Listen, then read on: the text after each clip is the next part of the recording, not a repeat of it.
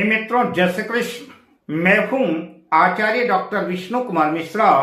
काल निर्णय पर आपका बहुत बहुत अभिनंदन करता हूं। प्रायः बहुत से ऐसे भाग्यशाली लोग हैं जिनके पास एक नहीं कई कई कार, कोठी, बंगले हैं, कई कई लग्जरी गाड़ियां हैं, कई कई लग्जरी बंगले हैं, बहुमंजिली इमारतें हैं। वहीं पर कुछ लोग ऐसे भी हैं कि जैसे तैसे उनका काम धंधा तो ठीक ठाक ही चल रहा है, पर उनका भी अपना सपना है कि काश उनका भी घर अपना होता है, कि कोई एक अच्छा सा वाहन हो जाए, कोई अच्छी सी गाड़ी आ जाए। क्या आपकी जन्म पत्रिका में, आपकी जन्म कुंडली में वाहन का योग है कि नहीं है? भूमि भवन का और घर का योग है कि नहीं है? पर मैं विषय क्रम में आगे बढ़ूं उससे पहले आपसे आग्रह, अगर आपने अभी तक हमारे इस चैनल को सब्सक्राइब नहीं किया है तो प्लीज चैनल को सब्सक्राइब करें, साथ ही नोटिफिकेशन बेल को भी प्रेस कर ले।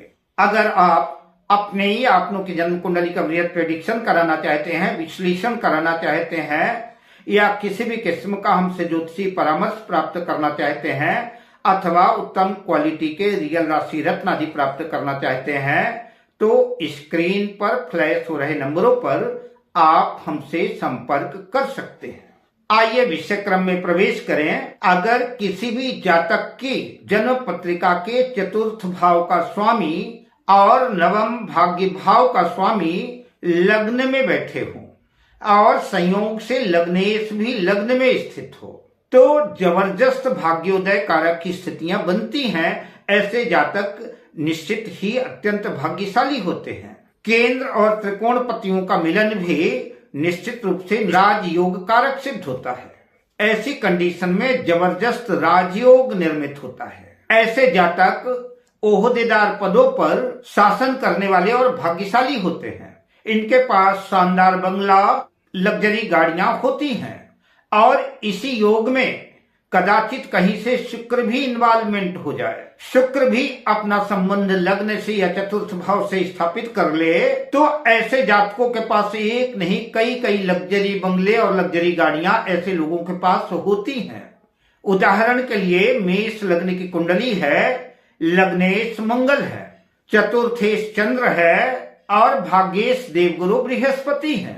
लग्नेश लग्न में ही रुचक योग बना रहे हैं। नवम भाग्य भाव का स्वामी देवगुरु बृहस्पति भी लग्न में लग्नेश मंगल के साथ स्थित है और चतुर्थ भाव का स्वामी चतुर्थेश चंद्र भी जो है लग्न में ही स्थित है। मेष लग्न की जन्म पत्रिका में लग्नेश मंगल, चतुर्थेश चंद्र और भाग्येश देवगुरु बृहस्पति तीनों की युति है।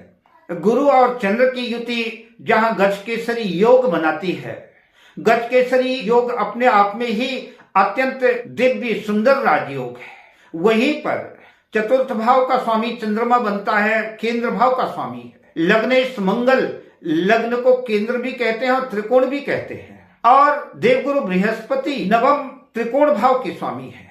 तो इस पत्रिका में केंद्र और त्रिकोण पतियों का सम्मिलन हो रहा है। पारस्परिक के हिसाब से अत्यंत श्रेष्ठतम राजयोग साबित हुआ।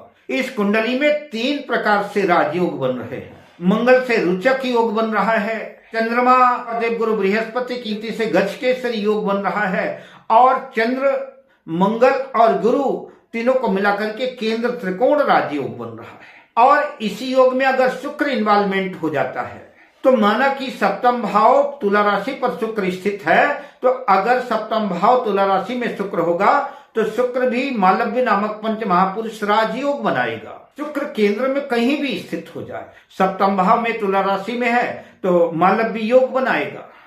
सप्तम भाव पर स्थित शुक्र की दृष्टि जो है लग्न में जाएगी। शुक्र जो है मंगल को दृष्टिपात करेंगे, चंद्र को दृष्टिपात करेंगे, देवगुरु बृहस्पति को दृष्टिपात करेंगे। जिस तरह से देवगुरु बृहस्पति और चंद्र की युति से या कि केंद्र में होने से गजकेसरी योग बनता है, ठीक उसी तरह से शुक्र और चंद्र की युति से भी गजकेसरी योग बनता है। तो अगर सप्तम भाव में स्थित हैं तो लग्न को देखेंगे, सप्तम भाव में अगर शुक्र नहीं है तो दसम भाव में स्थित होकर के अपनी 7वीं दृष्टि से चतुर्थ भाव को देखेंगे, और अगर लग्न में स्थित होते हैं तो लग्न में स्थित होकर के निश्चित रूप से चतुर्ग्रही योग बनेगा और अगर चतुर्थ भाव में शुक्र स्थित होते हैं तो भी अच्छा ही है। तो ऐसे जातकों को ढेर सारे वाहनों का सुख मिलेगा और इनका एक बढ़िया आलीशान भव्य महल होगा, सुंदर घर होगा और कई कई लग्जरियां गाड़ियां होंगी। आइए दूसरे सूत्र की चर्चा करते हैं। यदि देवगुरु बृहस्पति चौथे घर में स्थित हों या कि देवगुरु बृहस्पति चौथे घर को देखते हों, चौथे भाव को दृष्टिपात करते हों, तो ऐसे जातकों को बहुत सुख प्राप्त होता है। ऐसे जातकों के पास बढ़िया घर भी होता है और ऐसे जातकों को वाहन का भी सुख प्राप्त होता है। यदि चतुर्थ भाव के स्वामी के साथ चतुर्थ भाव में शुक्र स्थित हो तो ऐसे लोगों के पास भी बढ़िया लग्जरी गाड़ियां होती हैं और बढ़िया सुंदर घर होता है। यदि चौथे भाव के स्वामी के साथ शुक्र नवम भाव, दसम भाव या एकादश भाव में स्थित है तो ऐसे जातकों के पास बहुत सारे वाहन होते हैं, ढेर सारी सवारियां होती हैं। ऐसे जातकों के पास एक सुंदर मकान होता है, सुंदर घर होता है और सुंदर गाड़ियां होती हैं।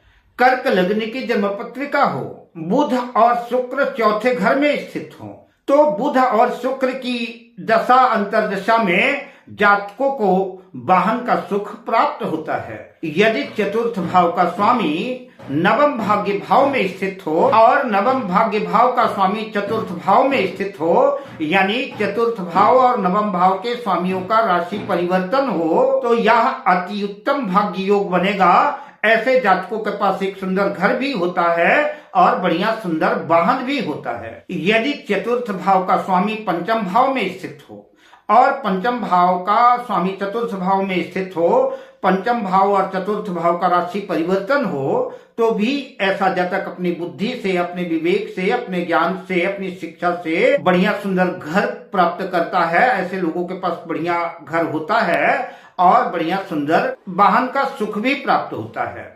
यदि कर्क लग्न हो, बुध और शुक्र चौथे भाव में ही स्थित हो तो बुध की और शुक्र की दशा अंतर्दशा में ऐसे जातकों को वाहन का और भवन का सुख प्राप्त होता है। अब मैं आपसे लेता हूं विदा, मिलता हूं अगली वीडियो में शुभ कामनाओं के साथ। जय श्री कृष्ण।